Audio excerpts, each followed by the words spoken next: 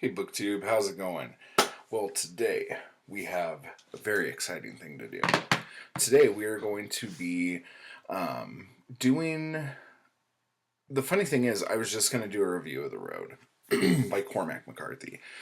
But then I saw that Steve Donoghue did a little review of it, which wasn't really a review on his channel, but a review sending you to Strip Cover Lit to hear their review and his review. And in all of that, it turns out there was like a read along and all this shit that I didn't know about, but that's fine. I if I would have known everyone was reading The Road last month, I probably wouldn't have read it then, because last month was sort of hell. But so I was picking it up. I picked it up a couple days ago and just read it in one sitting because it held my interest, I guess, and I'll talk about why in a little bit. But the thing that I really wanted to talk about isn't so much The Road, but the reaction that people have of The Road. I know Indie Insomniac, super awesome guy. Go subscribe to him if you haven't yet. He really likes it, I think. I know he likes what he likes it in the sense of it being a post-apocalyptic book. I have been just looking for, because I've been reading a bunch of like survival nonfiction kind of stuff, and I just wanted some fiction. So, like, I got a bunch of books that I'll be doing more stuff about. So, I read a book called Hatchet, which I'm probably going to do a video today. I'm going to try anyway. But I started reading The Last Babylon today. And like I got Lucifer's Hammer, and what else did I get? I'm gonna try The Stand again. I'm not a huge Stephen King fan, but Zoe loves The Stand and just talks it up to me, so I'm gonna give it a shot. But anyway, so I'm trying to just like read all these survival books. Or fiction books about survival situations. The Road, here is my quick review of The Road. The Road doesn't have, like, if you're looking for a good survivalist book or post-apocalyptic type book, The Road isn't it. Because typically when you want to survive, you do things to keep you alive. And one of those things, whether you are a primitive culture or animals that are nomadic, when you find a food and water source, you stick to it until it runs dry. That's just like common fucking sense. And there's not a lot of common sense in here, but I think that's done on purpose. Now, I don't really watch Strip Cover Lit. I think I still follow Strip Cover Lit on Twitter. And I'm not trying to like throw shade or anything here, but I enjoy the things that are said in small bites, whether other than listening to them and or watching them, I guess. And I like Dalton. I think he's got a good head on his shoulders, and I like how he presents his critiques or whatnot. Adrian, I think, is the other guy. He is obviously a very smart human. Like he knows his shit. I don't know. if he has like degrees or anything like that. But it seems like he is a product of university critical thinking in English and literature type of person. And nothing against him, but I do not like my reviews like that. I do not like looking at books like that, because 9 times out of 10, when you do that, you're looking at a book in a way that's different than what the author intended when the author wrote the book. And I know that there is a place, especially on BookTube, for people to do uber critical analytic reviews of literature. I completely understand that. I just don't like doing it. I don't like hearing about it, because as soon as someone tells me, and I don't know, I might have said this before, or maybe it was just in a group. I said before, I really fucking hate it when somebody tells me how I'm supposed to interpret something, or someone tells me what something is supposed to mean to me. I think that is the most pretentious thing in the fucking world. And when that happens, I get really irritated, and I just want to like get on here and make a video. And basically Zoe's not home to stop me, so I could do it. But so again, like, I'm not throwing shade. Pretty much every single person I know, not only like in the booktube community, not only love strip cover lit, but like they are friends with them personally, and like support them on Patreon and the whole fucking thing. So I'm not attacking. This is like a critical critique of what I thought of the reviews done by Strip Cover Lit and Steve Donoghue. And what irritates the shit out of me is that The Road will always be one of those books to me now that it's not the book that I think about when I think about the book. I think about what I've heard people say about the book.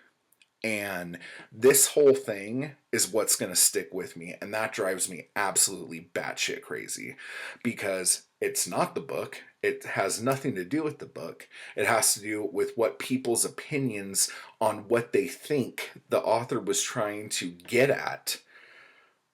And that's not, that has nothing to do with anything. The Road and what a lot of other Cormac McCarthy stuff to me is just a fancied pulp. You know, it's just fucking entertaining literature. And I use the term entertaining loosely because I think he writes to a very specific group of readers who enjoy the way he very slowly tells a story that could be told in 5 minutes. Okay? So, right off the bat, do I think... so, before we go any further, if you're not subscribed to Steve Donoghue, go do it. If you're not subscribed to Strip Cover Lit, go do it. Because I feel awful if you're sitting here listening to what I'm saying and are like, oh yeah, that's how I feel about them too. I've never watched their videos before, but that's how I feel. I don't think you should do that. You should go check them out and see what you think. Because, like, honestly, when I do watch their videos, like, I really kind of fall in line with Dalton a lot more. And I think there was a period, if I recall, where Dalton wasn't on it for a bit, and it was just Adrian. And I think that's when I fell off the channel. And again, nothing wrong with Adrian as a person. I just do not like those type of critical analytic reviews. And I don't like people telling me what a book is supposed to mean to me. So, moving right along. Is The Road pretentious? I don't think The Road's pretentious. I think The Road is badly written. I think The Road is an exercise in how much you can take. I think the idea is, what would you do if you had a child in this situation? Um, I think The Mist by Stephen King is probably, even though I don't even want to talk about Stephen King right now, but I think that concept was done better in that story than in this book, where you have a character called the man and you have a character called the boy. Their father and son, and they're trying to just go down a road south after some apocalyptic event that's never talked about. And the important thing here is that the apocalyptic event that's never talked about isn't important. Okay, like, anyone could imagine what their biggest fear would be that would make the earth gray and just make a cloud of ash over the earth. Whether it is nuclear missile strikes, whether it is volcanic, whether it is a comet, whatever the hell it is, like, it doesn't matter. That's not the point. Um, Being able to picture this world, to me, is easy. Like, it's just a gray wasteland of an area that used to not look like that. Um, that's not hard. I haven't seen the movie. I'm very interested in seeing it just to see if they do anything better with the characters in this. But I don't find it pretentious. What does happen, and Steve Donoghue sometimes calls it "do bro lit," which I think is hysterical, first off. But the thing about that is staccato prose that's just like da da da da da da da da da da da da, that are just like trying to like get you through to the next event or something. There are times when that is good to do, especially in action scenes or fight scenes. You have to keep everything moving, but it's not always good. And the thing that, as a writer, I try not to do, and when I find myself doing it, I have to stop and go back and redo some shit, is when, and this is all over the book, it's like, he did this, he did that, he picked it up, he put it down, he looked this way, he looked that way, and you start like singing. Like, it's like a weird chant. But I hate it when it's like, he did this, he did that. And it just goes on and on like that. And then, like, all of a sudden, and then it'll say, like, and the dead grass waved with the breeze of 1,000 deaths, or something like that. And so, yeah, do I think that's pretentious? No, I think it's a guy writing a book who probably knows that it's not really doing anything, and he has to throw some shit in there.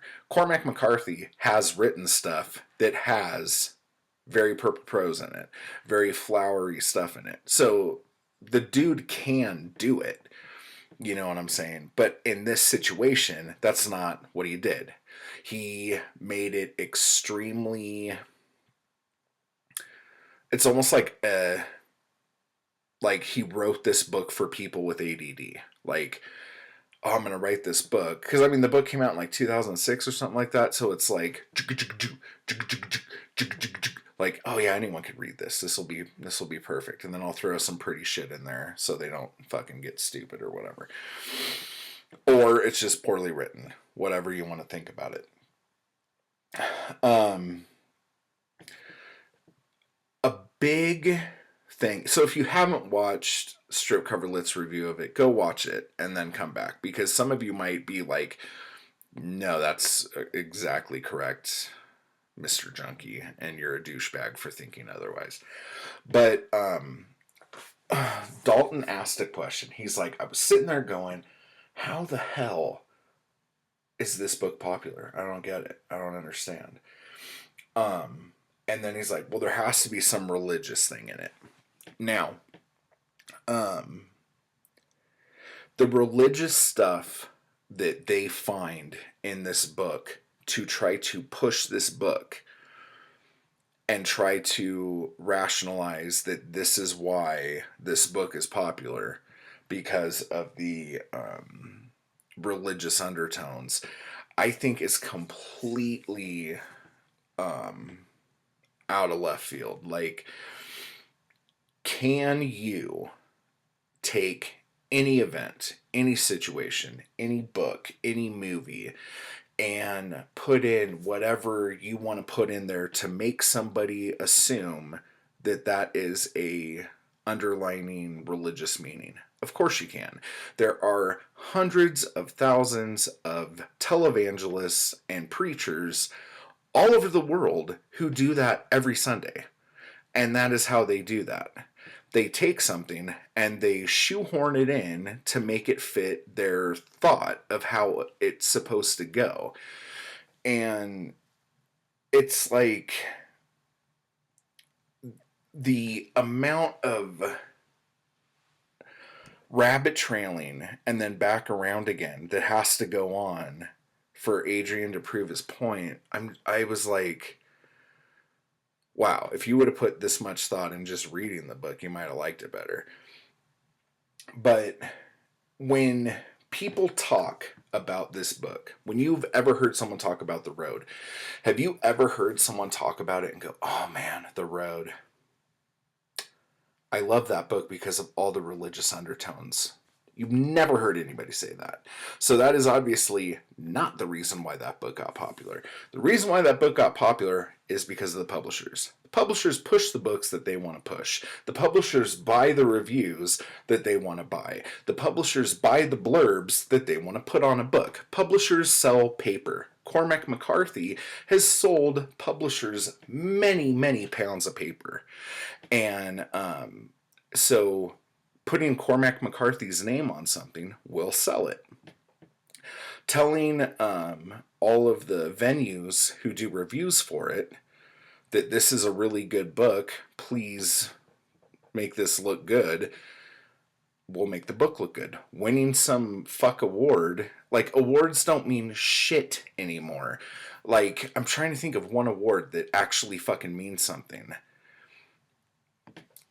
Nothing. I can't think of a single fucking award that means anything. Every fucking award out there is bought, lobbied, and bullshit. I'm not interested. So, but all of these things, what they're for are marketing techniques to sell a book. That is why people have read this book, because the publishers have pushed this book on people. Enough people said this book was good, and now you bought it, and now you have to read it. And now, if you say you don't like it, you're a douchebag, because all these smart people over here said the book was good. Now, in the booktube community, we don't have this problem, because we just like kind of shoot off the hip and say whatever the fuck we want usually. The Road's not a good book. So me, Steve, Strip Covered Lit guys, we all agree this is not a good book. But I kept reading it. And I think anyone with a kid, once they start reading this, will probably keep reading it even if they don't like it, because they know what it's like to be the person who has to care and protect somebody. And so that whole thing is the thing that makes anybody want to read that book. I think the fact that the kid doesn't die and the dad does was like a big whew. Because I'm telling you right now, if that kid died, that would have been the end of it. People would have been fucking like, oh my God, and all that other shit. But as far as like this book goes, it's a traveling Western, just like any other Cormac McCarthy book that is like that. Or any other Western. Like, I'm reading a ton of Max Brand right now, and this book really doesn't read much different than a Max Brand book, except a shit ton of stuff happens in Max Brand books, whereas this book, not a lot of things happen. You want to hear some of the dialogue in here? Okay. Why don't we just sit here a bit and watch? That is said probably about 50 fucking times in the book. It's almost like Cormac McCarthy was like, what's a good example of this? It's almost like Cormac McCarthy like found James Cain and said, "Hey, can you write some shitty dialogue for this book I'm writing? I'm just really looking for really simple, repetitive dialogue that we could put in here." Well, what's the story? Well, the kid's scared and the dad's trying to make sure the kid's not scared, but the dad thinks that if they go south, everything will be okay. Well, what happened? Doesn't matter. You just need to know that stuff right there. And then James Cain's like, I got it. And then writes like, Dad, I'm scared. I know you are, son. Dad, did you lie? No, I didn't, son. Okay, Dad. Okay, son. Although they don't say dad and son like that. But like that's the idea. And then after that happens, there's a bunch of he did this, he did that, he did this, he did that. Papa, yes, son, I'm hungry. I know. I'm hungry too. We haven't eaten. I know, Dad, we haven't eaten. And you're like, what the fuck is going on right now? Now, one of the things that I'm going all over the place right now because my brain's like buzzing right now. The light, that was a big thing because that was one of the you're a carrier of the light. You can't let the light die, and all this other shit. Now, to me, like the strip cover lit guys talked about it being religious in undertone and meaning and stuff like that. To me, this is what you do with a scared kid. You know, if you have a child that has an imagination, you talk to them on their level. And when they're scared and when they're tired and they don't want to keep doing something, you have to tell them something to keep pushing them. You have to give them purpose. And by him saying, like, you know, we're carrying the light, we have to keep going, I really think all this is, if it means anything at all, is I just hope you don't turn out to be a cannibal and I hope you don't get raped. That's it. That's all it means. Like the hope that there's somebody out there who's not fucked up, but I'm your dad and I'm super overprotective because of the obvious situation we're in, so we're never going to find that as long as I'm alive. Like there is no underpin. Like there's no meaning here. This book is so I'm trying to think. It's like looking at a fortune cookie or a Hallmark card that is written by somebody in a sweatshop just writing something out and then giving that Hallmark card to like a room full of scholars and Catholics or something and saying, we have this great text, we need you to analyze this and give us a 2-hour dissertation on the meaning of this card. And they open the card and they're like, oh shit, get well soon. Fuck, that could mean anything. And then just go on this whole fucking tangent of what it means. So it's like, I don't know. Like, at the end of the day, let me try to bring it back here. The kid's dad dies, tells the son to go on. The son goes out onto the road. Shocker.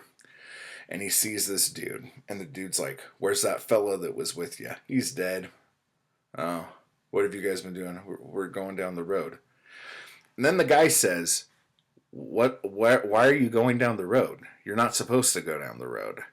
Because that's where all the bad motherfuckers are that are going to eat you and fucking kill you. He doesn't say that last bit.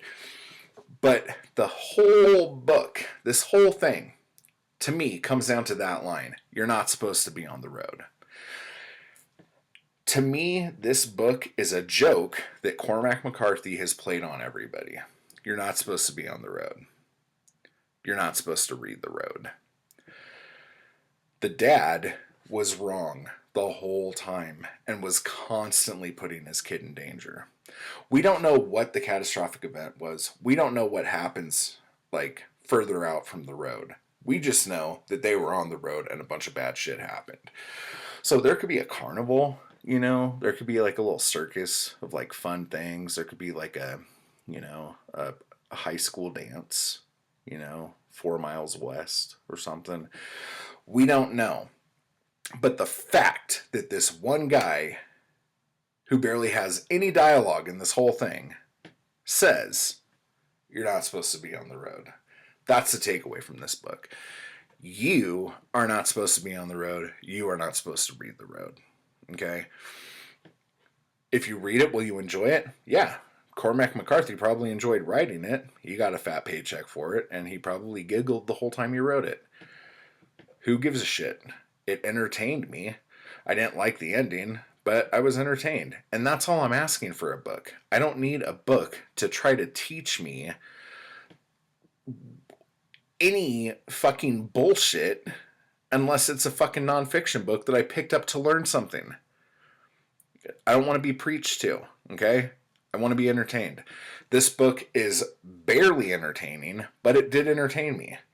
I've read a couple other books recently that are kind of along the same vein that are a million times better than this book. But, you got to listen to the man. I think he had a yellow rain slicker on. Don't go on the road. You shouldn't be on the road. Don't read the road. Then, I have this little note here. The final paragraph of this book was so fucking awful. And some would say that it means something. I think Cormac McCarthy was still writing. And he reached a deadline. And his publisher said, we need the book now. And he looked at it and was like, that's kind of vague. I'm going to put that at the end. There you go. Book finished. Now, this is a Cormac McCarthy thing. No Country for Old Men did this too. And I was so mad when I read that I wanted to actually light the book on fire and watch it burn in my hand. Because it should have ended earlier and it just went on and then stops. And the only person who does that well is Charles Bukowski. You're reading one of his stories, life shit. There's the guy's fucking naked in a hotel room. Some hooker stole his clothes, and he needs to find a pen. Boom, and that works. This Bubbling Brook shit and the shit from No Country for Old Men and everything else, it's just that kind of shit doesn't fly, okay? So anyway, I think everyone should read it so you could join in on this conversation that I'm probably going to get blasted for, but I have no recourse. This is my only recourse. And now I will be naked in a hotel room where some hooker stole my clothes, waiting for everyone to yell at me. But it wasn't good. So, there you go.